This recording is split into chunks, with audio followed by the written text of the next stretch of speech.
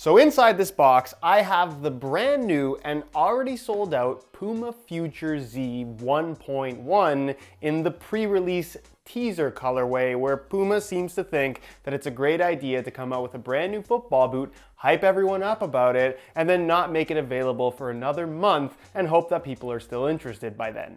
Sarcasm aside, this is the first full redesign that we've seen to the Puma Future line since it was first launched almost 4 years ago, and unlike all previous Puma Future models where the main selling point of the boot was the net fit system that allowed you to customize the lacing setup, this eliminates that entirely in place of a very unique lacing setup and this very distinctive neon yellow band through the midfoot, as well as an all-new Z-shaped outsole. And yes, that apparently is enough to qualify it as being Z-shaped. All jokes aside, I'm actually quite impressed by the Future Z, which is probably the most clearly labeled football boot on the market right now. Not sure if these are going to be the retail graphics. I doubt it. Nonetheless, I'm going to go over all the details for you in today's video, as well as talk about the new tech that they've incorporated, because I think a lot of it's really good, but I also think a lot of it is not as impactful in terms of the way that it feels as Puma is maybe suggesting. So if you want to learn more about these, including how they fit and feel on feet, please stick around, watch the entire review, and if you're interested in a pair for yourself, the pre-release ones, like I said, are sold out. The first official launch colorway, I believe, is going to be available in very early 2021, probably like the first week of January or something like that. So as soon as they're available, there will be links. If you click the first link down below, it's going to take you to the review page on my website, where you'll find Buy It Now links with exclusive SR4U coupon codes to pick up the new Future Z below its normal retail price, which I'm assuming is going to be the same $200 as past Future models. As always, if you guys do end up enjoying this video and perhaps want to see more Puma Future content on the channel, comparisons, whatever it may be, leave your suggestions down below and support this video with a like. Also, if you're new here watching for the first time and don't want to miss out on weekly content on everything football boots, make sure you hit that subscribe button along with the little bell notification so you get notified when the next new video goes live. As far as the boots themselves are concerned, I quickly want to talk about one marketing point that Puma is making with the new Future Z, and that is, of course, the use of Neymar as the main face of this boot, switching out of the King Platinum so soon after getting into them. Nonetheless, all of the marketing material would suggest that this boot was designed hand in hand with Neymar, just for him, exactly the way that he plays, and he had a really good first match in these boots, so clearly they work. The one thing I will note, however, is that I am pretty much 100% sure that this design was finalized and maybe even already in production before Neymar was even in the picture and joining the Puma brand. He was probably still signed with Nike at that point. So it's marketing, keep that in mind. Nonetheless, it doesn't change the fact that this is actually a really solid football boot. Now, what's different between this and previous Puma Futures, like I mentioned, is the elimination of the net fit system. If we're comparing this to the Future 5.1 and 6.1, which were basically the same thing, the previous model, this no longer features a full Evo knit upper. There still is your Evo knit material running through the collar across the top of the foot, as well as what they're calling a compression, I already forgot the name of it, an adaptive fusion fit plus compression band. To put it as simply as possible, it is basically an elasticated knit material that is knit in such a way to provide a little bit of additional compression, mainly across the top of the foot where the knit is left fully exposed to actually stretch, because along the sides, if you look very closely, it does actually have the Grip Control Pro, basically top layer of polyurethane on both the lateral and medial side. And then if you look on the inside, something I was a little bit surprised and maybe even slightly disappointed about is you can actually see that there is a lining material through the midfoot exactly where you have this band. So I think more than anything, while you do notice it while you have the boots on feet, there's definitely more structure in this specific area. It's not as much of a highlight feature when the boots are on your feet as you might expect based on how much that's become the focal point of this particular design. As far as what's happening around the compression band, of course, Puma have eliminated the net fit system, which has been a signature of the Future line, and they've replaced it with a brand new lacing system that is a little bit quirky, and that you'll notice that the separation between this lacing hole and this lacing hole is quite large on both sides, which is why you end up with this kind of somewhat awkward looking X shape to the lacing pattern right through the midfoot where the band is. And I was a little bit worried about this visually. I don't think it's the best looking thing in the world, but there does seem to be enough structure and tension provided by this band across the top of the foot where it's free of any kind of added structure to really feel nice and secure and locked in on your feet, given that you tie the laces tight. Now, of course, something else that a lot of people have done over the years with Puma Future models is wear them laceless. And I'm gonna show you what these are like laceless on feet later in the video, as well as what they look like with laces. But I will say this, just like past Puma Future models, I think it's very wearable as a laceless football boot. The lockdown I don't think is as good as a lot of the Adidas laceless options as of right now, which shouldn't be too surprising because this was not designed as a laceless boot first. But in general, my personal recommendation, if you really want a pair of Future Zs, is wear them with the laces. If you're really after a laceless football boot, buy an actual laceless football boot. As for the rest of the upper, it is not a knitted material like we saw on the now outgoing Future 5.1 and 6.1. Instead, it's a very thin textile material with a lot of extra padding to the inside liner. And when I say a lot, I don't mean that the boots feel bulky in any way at all, but these definitely have more of a padded feel than what you're gonna find from most of the sock-like sensation football boots that are out there right now. And that's kind of been a signature of the Future line since it went into the knitted direction. It still maintains very similar characteristics in terms of overall feel for the ball. This is just a little bit softer, honestly, than what we had from the Evo Knit upper featured on the outgoing Future. You have it through the forefoot and toe box area. You can actually see the seam where it transitions into an Evo Knit material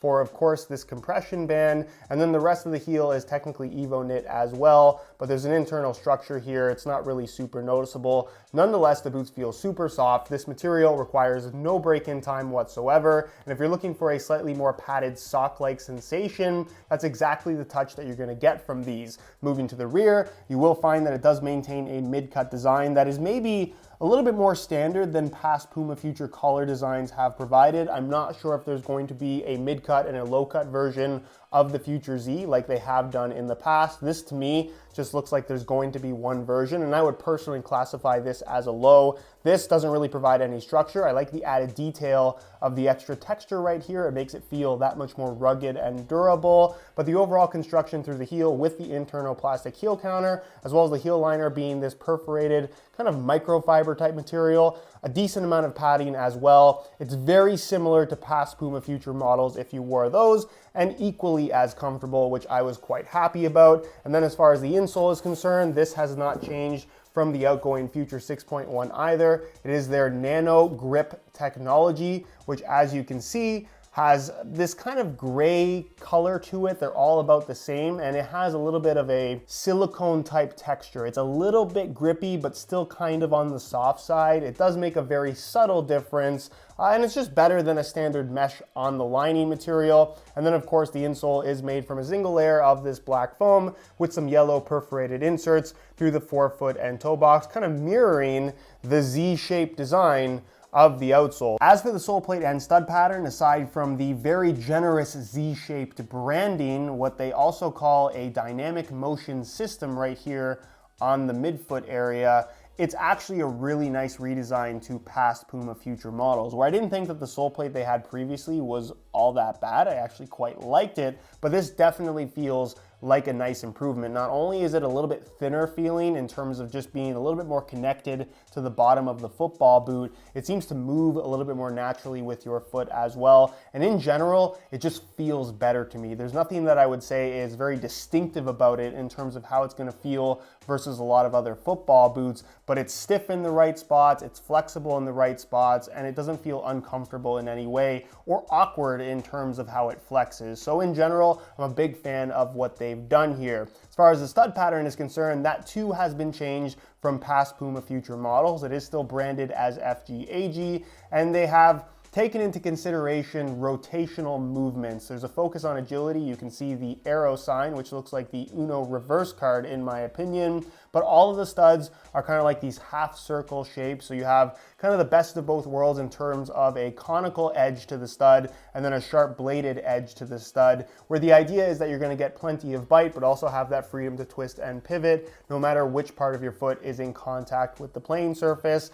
It's a really good stud pattern. I would argue a nice improvement over previous Puma Future models. Not quite as aggressive as what you're going to get from the Ultra, which of course is their dedicated speed boot, but in general, I really like this. And then there's the weight, and if you've noticed, none of the marketing material references how light they are, and that's because it's not the lightest pair of football boots you can buy. If you're after something super light, buy the Puma Ultra. Nonetheless, in a size 9.5 US, the Future Z 1.1, as you can see, weighs in at 7.9 ounces, the equivalent of 223 grams, which for comparison's sake is literally 3 to 5 grams lighter technically than the outgoing Future 6.1, which means that the weight hasn't really changed at all, despite what is a pretty significant redesign in general. They're in the 7-ounce range at the upper end, I should say, but still feel very lightweight, and they're very comfortable football boots as well. Again, if you want something super light, look into the speed boot category. Pretty much everything there is lighter, but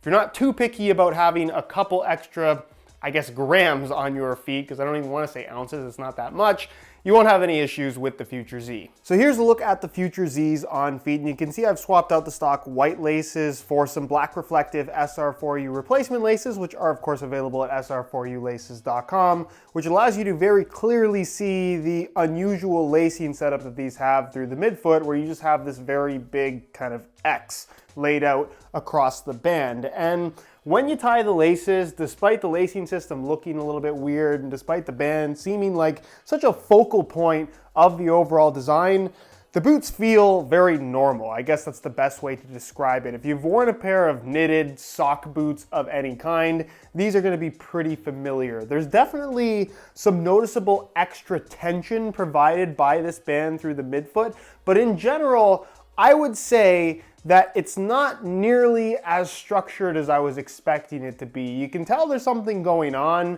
but it's not going to be one of those elements that's going to take a lot of getting used to, or one of those elements that you might be worried is going to squeeze your foot too tightly. It just feels a little bit more snug than the rest of the upper, and that's about it, which isn't necessarily a bad thing, because the comfort across the board with this boot, the upper is super soft, it's very flexible, the sole plate feels really solid underfoot, and the heel lockdown is quite good with the laces tied tight. So out of the box comfort is, I would say, as good as previous generation Puma Futures have been. And that's really been, for me, one of the main reasons why I've liked this line of football boots so much. They're just very comfortable on feet. As far as width is concerned, they have some decent width to them. They've lowered the volume ever so slightly, but in general, if you've been able to wear Puma Futures in the past, you shouldn't have too many issues with these. They're maybe slightly more snug through the midfoot, but in general, I think these are going to be suitable for most people, even if you do have wider feet. And then as far as sizing is concerned, I'm wearing these in my usual size 9.5 US,